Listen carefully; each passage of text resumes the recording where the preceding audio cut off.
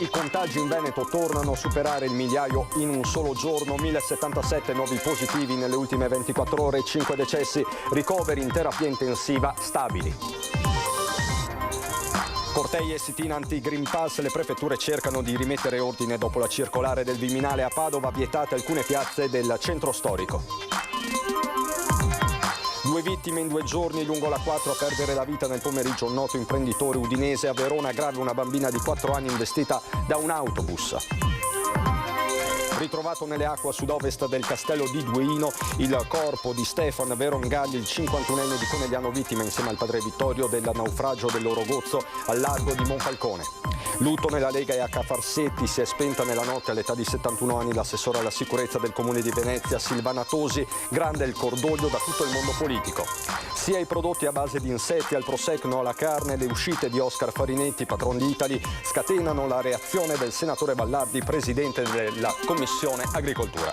A 2 anni dall'Acqua Granda del 12 novembre 2019 la nostra emittente trasmetterà domani sera il documentario L'Apocalisse di Venezia, che ripercorre le tappe di quella notte e dei giorni che hanno messo in ginocchio la città. Bentrovati, buonasera telespettatrici, telespettatori di Antenna 3. Sono i dati del contagio ad aprire questa sera la nostra edizione regionale dei telegiornali, perché si è superata per la prima volta in questa stagione la soglia non solo psicologica dei 1000 contagi in 24 ore. Per l'esattezza siamo a 1077, lo vedete in grafica, così il bollettino della Regione del Veneto con azienda 0, 5 i decessi registrati, 59 i posti letto occupati in terapia intensiva. Quest'ultimo un dato, va detto, che resta tutto sommato stabile. La provincia più colpita è Padova con 241 contagi. In azienda ospedaliera proprio a Padova sono 11 posti letto occupati nella terapia intensiva. Quindi un dato comunque allarmante, soprattutto per la città di Padova, che riordina, lo ha fatto questa mattina, le manifestazioni per rispondere alla circolare del Viminale diramata ieri sera verso le 10. Queste le linee che saranno adottate già nel weekend. Vietate le manifestazioni in Piazza Duomo, Piazza delle Erbe e dei Frutti, Piazza dei Signori, il cosiddetto Lisson di Padova fino a Via Roma, esclusa Piazza Garibaldi. È questo il contenuto della direttiva al questore immediatamente operativa firmata dal prefetto di Padova Raffaele Grassi, illustrata al termine del Comitato per la Sicurezza e l'Ordine Pubblico. Una direttiva a cui si aggiunge l'ordinanza del sindaco Sergio Giordani, che obbliga chiunque partecipi a una manifestazione all'uso della mascherina e al distanziamento. Il percorso è tracciato, la linea seguita dalle massime autorità cittadine chiara, come spiega il prefetto. Il diritto esercitato da parte dei Novax di manifestare il proprio pensiero ha indubbiamente invaso altri diritti costituzionalmente garantiti, che sono la mobilità e la libera circolazione quindi dei cittadini da una parte, la libera impresa e non ultimo chiaramente il diritto che la comunità deve avere, costituzionalmente garantito, alla salute pubblica. Contagi cresciuti in città e provincia, un dato illustrato al comitato dal direttore generale dell'ULSS 6. I diritti vanno garantiti a tutti, precisa il prefetto. Attenzione, non si negano diritti, si regolamentano. La legge ci dà la possibilità, e la Costituzione stessa ci dà la possibilità di regolamentare diritti, non si negano diritti. Ogni manifestazione, compreso l'annunciato corteo dei No Green Pass di sabato prossimo, dovrà essere preannunciato alla questura, che valuterà sulla base di queste 2 precise indicazioni: la direttiva del prefetto, che si muove nei limiti indicati dal Ministero dell'Interno, e l'ordinanza del sindaco. Essendoci questi 2 atti amministrativi, non potrò che non consentire, vietare una manifestazione nelle aree che sono indicate nella direttiva, e non potrò consentire una manifestazione che nei presupposti non possa rispettare, quei manifestanti, o meglio, non possono rispettare le regole che sono state imposte dal sindaco. Così a Padova, mentre nel veneziano si accelera sul fronte della vaccinazione, in particolare della terza dose. La terza dose anti-Covid agli utenti delle isole, fissate 3 giornate supplementari di vaccinazione, ricordando che la terza dose è riservata ad oggi agli over 60 che abbiano ricevuto la seconda da almeno 6 mesi. La prima delle 3 sessioni vaccinali si terrà al Lido, nella palestra dei Severi, venerdì 19 novembre a partire dalle 9 del mattino. Le persone aventi diritto possono già prenotarsi nel portale dell'azienda sanitaria della ULSS 3. Giovedì 25 novembre sarà la volta di Pellestrina, con modalità ancora in via di definizione, e venerdì 3 dicembre sull'isola di Burano. L'ULSS 3 Serenissima sta organizzando anche una nuova uscita del vaporetto vaccinale in collaborazione con il Comune di Venezia e con ACTV. In mattinata il viaggio inaugurale del vaporetto della campagna nazionale per promuovere la vaccinazione anti-Covid della Federazione Nazionale degli Ordini dei Medici Chirurghi e degli Odontoiatri. Nelle prossime settimane un vaporetto con i messaggi e i colori della campagna pro vaccinazione dell'Ordine dei Medici girerà per Venezia, navigherà per i canali lanciando un messaggio ai turisti e agli italiani veneziani sull'importanza di vaccinarsi. Iniziativa di concerto con il Ministero della Salute, presentata a bordo del vaporetto nella tratta San Marco-Rialto. Il vaccino nella storia ha salvato moltissime vite umane, le sta salvando ancora oggi per molte malattie, compresa anche la malattia del Covid. Quindi se oggi siamo in una situazione in cui le terapie intensive non sono al collasso e in cui i reparti di terapia intensiva appunto non soffrono più come nella prima e seconda ondata, ecco, lo dobbiamo al vaccino. Rimaniamo in provincia di Venezia, ma per andare ancora una volta lungo il tratto maledetto dell'A4. Oggi un nuovo incidente mortale. Un altro incidente mortale sull'A4, un altro furgone che si schianta contro un tir, stavolta a San Donà. A perdere la vita Stefano Pantanali, 60 anni, imprenditore di Trivignano Udinese, contitolare con la moglie Nicoletta e le figlie degli storici molini Moras. L'incidente è avvenuto verso le 14:45 nei pressi dello svincolo autostradale San Donatese in direzione nord. Il tratto maledetto della A4 si conferma tale, almeno a guardare le cronache. Proprio ieri, mercoledì, un trasportatore goriziano era morto dopo aver anch'egli tamponato con il suo furgone un tir tra San Donà e Cessalto. Svincolo chiuso oggi in ingresso a San Donà direzione Trieste per consentire l'arrivo dei sanitari, dei vigili del fuoco, della polizia stradale e dei mezzi di soccorso meccanico per liberare la carreggiata. Ma il personale del 118 non ha potuto che constatare il decesso dell'imprenditore. Giornata di traffico intenso fin dalla tarda mattinata sulla Venezia-Trieste in direzione del Friuli. Il traffico era stato segnalato lungo tutta la rete dai pannelli a messaggio variabile. E in questa lunghissima scia di sangue che interessa le strade del Veneto c'è anche la vittima, il prete di Fontane, che ieri ha perso la vita sulla 27. È stata una notizia che ha sconvolto tutta la comunità, il sottoscritto in primis. Don Gianni per la comunità rappresentava una guida e un punto di riferimento per tutta la comunità.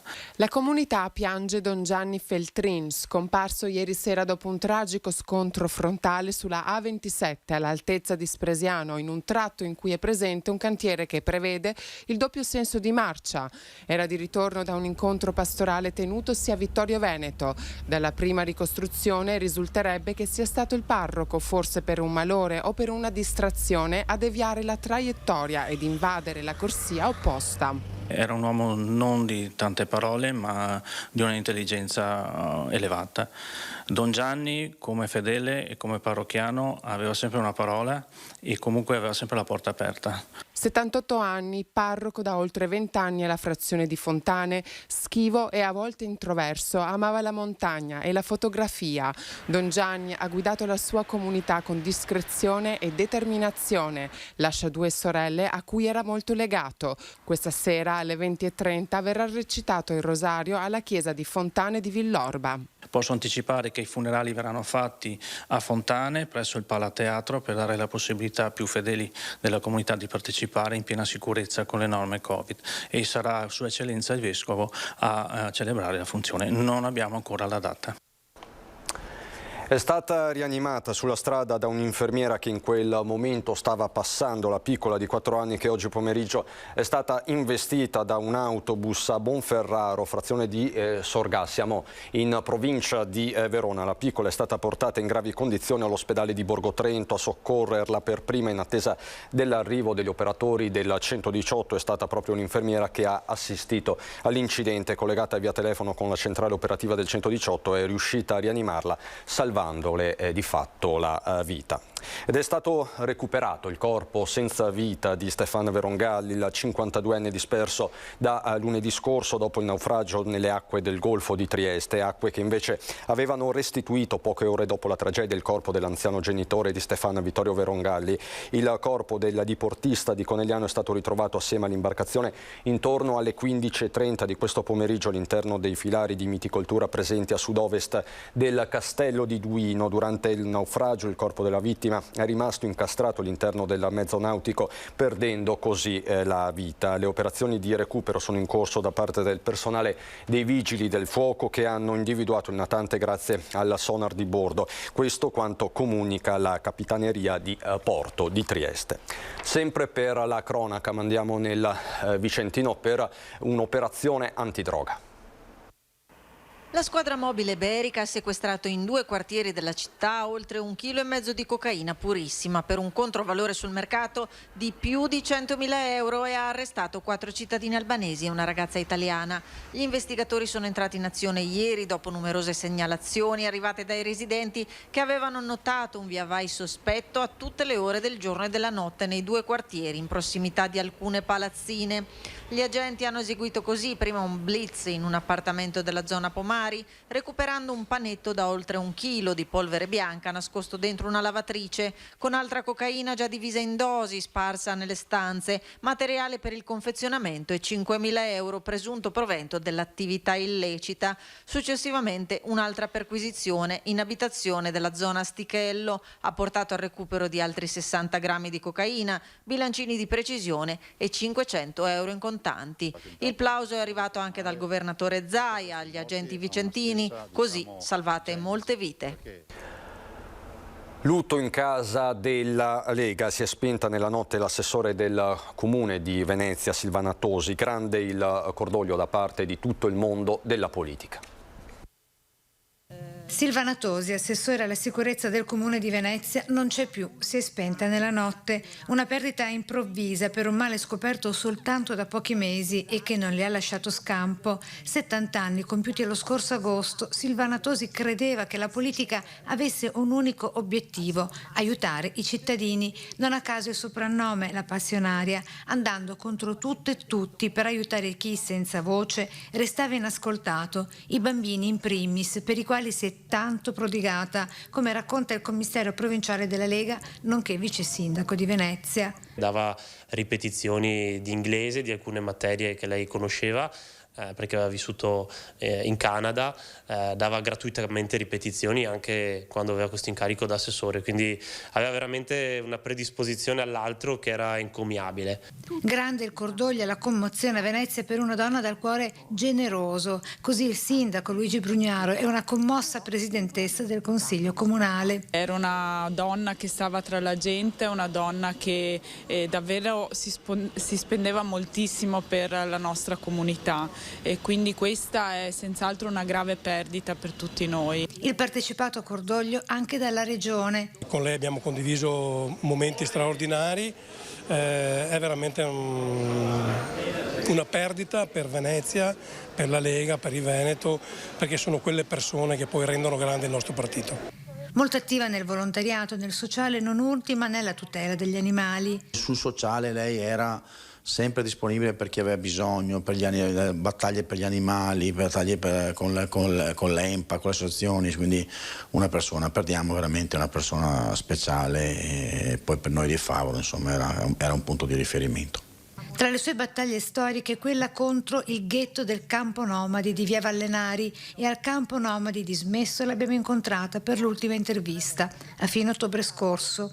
In realtà ci abitano ancora 4 famiglie, 7 moduli abitativi devono ancora essere smantellati e io ho voluto che vedessero anche il sindaco con i loro occhi questa realtà di segregazione razziale durata anche troppo, ed è una vergogna. Vogliamo ricordarla così, battagliera, forse anche da lassù battaglierà in nome della giustizia, chissà. Ciao Silvana. Rimaniamo a Venezia per raccontarvi della protesta inscenata questa mattina davanti al liceo Marco Polo. Una sessantina di studentesse si sono presentate vestite con un top sportivo in risposta all'invito a non indossare abiti aderenti che era partito, questo invito, dall'insegnante di educazione fisica. Si sono presentati tutti vestiti con un comodo top sportivo e poi hanno scioperato, convocando un'assemblea. Questa è la risposta di un gruppo di una sessantina di studenti della scuola superiore Marco Polo di Venezia, che hanno accolto così l'invito dell'insegnante di educazione fisica, che avrebbe consigliato ai ragazzi di non indossare il top sportivo per evitare di dare troppo nell'occhio con le proprie forme. Così le parole della rappresentante d'istituto. Assieme al collettivo del Polo LAS abbiamo dato vita a un'iniziativa di protesta. Questo in seguito all'episodio che si è verificato la settimana scorsa, in cui delle ragazze sono state obbligate dalla professoressa di ginnastica a cambiarsi durante la lezione perché secondo lei dei top sportivi non erano idonei all'ambiente scolastico, in quanto le ragazze devono coprire le loro forme per non distrarre i ragazzi durante la lezione. La richiesta ha subito scatenato una bufera mediatica. Dopo questo episodio abbiamo subito voluto prendere parola perché troviamo inaccettabile che a scuola ci venga insegnata la paura piuttosto che il rispetto. Pretendiamo che la scuola invece cambi la mentalità delle persone piuttosto che cambiare i nostri vestiti. L'Italia è uno dei pochi paesi in cui non è obbligatoria un'educazione sessuale all'interno delle scuole e adesso noi ne vediamo le conseguenze. Le istanze degli studenti sono chiare. E oggi siamo voluti andare alle 8 sotto scuola tutti e tutte con dei top sportivi addosso, con uno striscione che diceva molto chiaramente qual è il nostro messaggio e cos'è ciò che vogliamo. Vogliamo un'educazione sessuale che faccia in modo che queste discriminazioni non avvengano più, e vogliamo un sistema scolastico che educhi tutti e tutte al rispetto e non alla paura. La scuola per il momento ha preferito non commentare per evitare il rischio di rinfocolare ulteriori polemiche, ma la notizia era già diventata virale. I temi dell'occupazione ci portano in Valbelluna, bocche cucite, clima di incertezza nel giorno del secondo incontro in regione sul futuro di Ideal Standard. Le due situazioni vanno assolutamente risolte, la politica piuttosto che gli imprenditori, piuttosto che gli amministratori, piuttosto che le istituzioni pubbliche devono assolutamente collaborare per far sì che due realtà così importanti non perdano la loro capacità di risposta per il territorio. Gli appelli si susseguono, in taluni casi tardivamente, per salvare dal rischio incombente di chiusura due storiche attività industriali bellunesi, la ACC ex Zanussi e la Ideal Standard ex Ceramica Dolomite, entrambe a un tiro di schioppo l'una dall'altra nel comune di Borgo Valbelluna. Nel pomeriggio e fino a sera a Venezia è andato in scena il secondo round del tavolo convocato dall'assessore regionale Elena Donazzan, che ha riunito la proprietà di Ideal Standard con le parti sindacali e in collegamento ai rappresentanti del Mise. La scorsa settimana l'azienda ha confermato di non voler procedere con la produzione, ma ha concesso un'apertura per la cessione. Diventa al contrario sempre più critica la situazione per la ACC. Severo il commento del segretario generale della CGIL del Veneto dopo l'incontro di ieri in regione. Non è in alcun modo accettabile, ha affermato Cristian Ferrari, che il prossimo 20 novembre, in anticipo di 4 mesi rispetto alla sua scadenza, venga revocata l'amministrazione straordinaria di ACC, causandone l'irrimediabile fallimento. Dall'incontro regionale è emerso che non sussistono le ragioni per una disfatta. Electrolux ha infatti confermato i suoi ordinativi all'azienda bellunese, a dimostrazione dell'esistenza di un mercato. Ma tutto questo non basta, ha detto Ferrari, che ha chiesto a Mise e Regione di ricercare un sostegno ponte per ACC.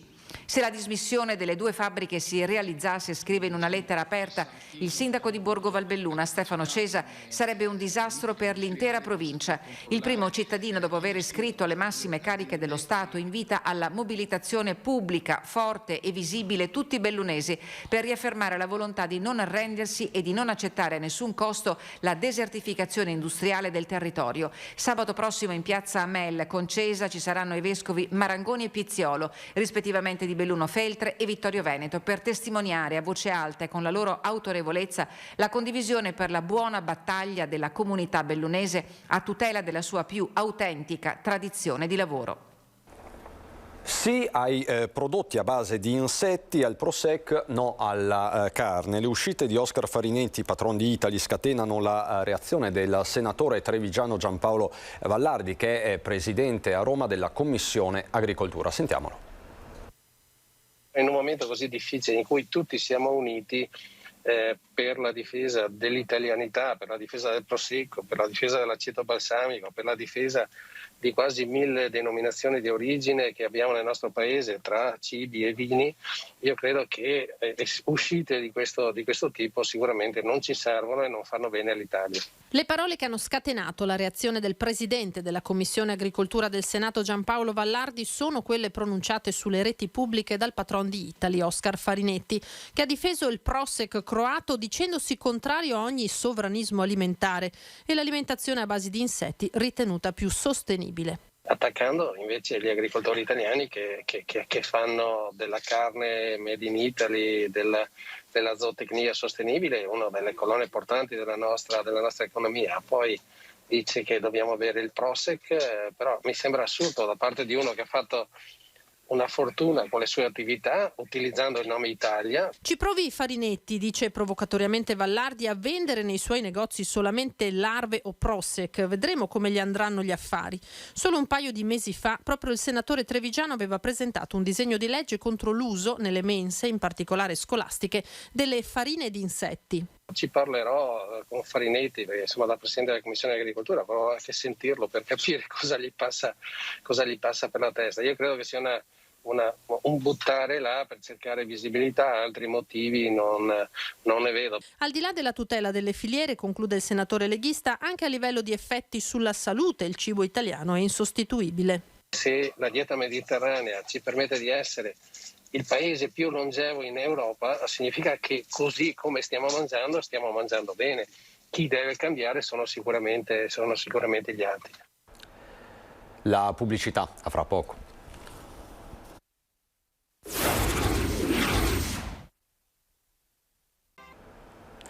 Di nuovo in studio per parlare di arte, perché dopo la straordinaria mostra su Van Gogh, che purtroppo ha subito le chiusure legate alla pandemia, il trevigiano Marco Goldin torna a Padova nel 2022 con una mostra dedicata alla pittura romantica.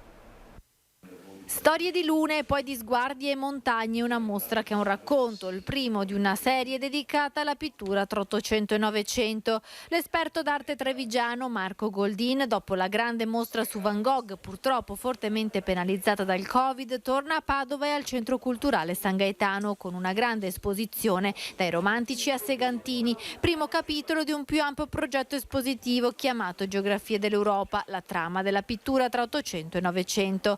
La mostra verrà inaugurata il 29 gennaio del 2022 e resterà visibile fino al 5 giugno. Al San Gaetano arriveranno capolavori provenienti dalla Fondazione Elvetica Oscar Reinhardt. Stiamo parlando di romanticismo, di realismo, l'ambito è quello tra Svizzera e Germania, anche un po' di Austria, quindi con ovviamente il fondatore della pittura romantica che è stato Caspar David Friedrich, con alcuni capolavori suoi assoluti, quindi ci sarà tutto questo lavoro sul romanticismo all'inizio, poi la pittura di realtà e per poi portarci verso delle immagini stupende proprio della montagna. L'ultima sezione l'ho intitolata La Valle Incantata perché assieme a Segantini il pubblico italiano scoprirà uno dei più grandi pittori della fine dell'Ottocento e dell'inizio del Novecento che si chiamava Ferdinand Hodler. Goldin rinnova il sodalizio con l'amministrazione Giordani che mette nuovamente a disposizione il San Gaetano e Padova, recentemente riconosciuta patrimonio UNESCO per il ciclo di affreschi trecenteschi dell'Urbs Picta. La mostra coinvolgerà i visitatori non solo con i quadri quadri, ma anche con le visioni di splendidi paesaggi. Un allestimento che sarà un vero e proprio romanzo, perché collocherò i quadri dentro la storia della montagna, con la storia dell'alpinismo, la storia del turismo che stava nascendo, la letteratura di montagna, quindi sarà veramente un grande percorso.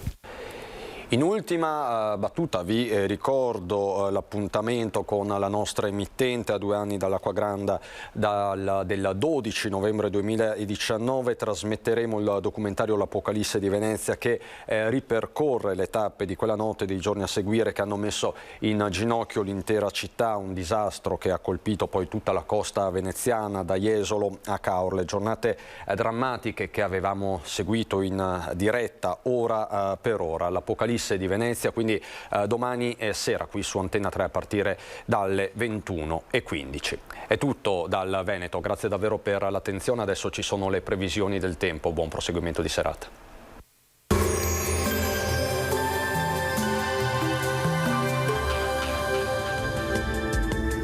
Bentrovati al meteo. Pressione atmosferica sempre stabile sul nostro territorio, dove prevale il bel tempo. Nel weekend sembra però avvicinarsi una perturbazione. Vediamo intanto il dettaglio di venerdì 12 novembre. Sul Veneto nelle ore più fredde avremo probabili foschie o nebbie in pianura, in qualche fondovalle prealpino, ma in rapido dissolvimento. Ampio soleggiamento a seguire, con cielo al massimo poco nuvoloso. Temperature invariate e gradevoli, minime tra 4 e 9 gradi, massime comprese invece tra i 15 e i 19 gradi. Ci spostiamo ora sul Friuli Venezia Giulia, anche in questo caso sempre tanto sole, salvo per qualche annuvolamento, ma del tutto innocuo. Temperature minime tra 8 e 12 gradi, massime sui 17 e 18 gradi. Infine diamo uno sguardo alla situazione del Trentino Alto Adige, dove avremo poche novità, sarà soleggiato e senza precipitazioni associate. Temperature minime intorno ai 6-7 gradi, massime sui 17-18 gradi all'incirca. Dal meteo per ora è tutto, vi auguro un buon proseguimento in compagnia di Antenna 3.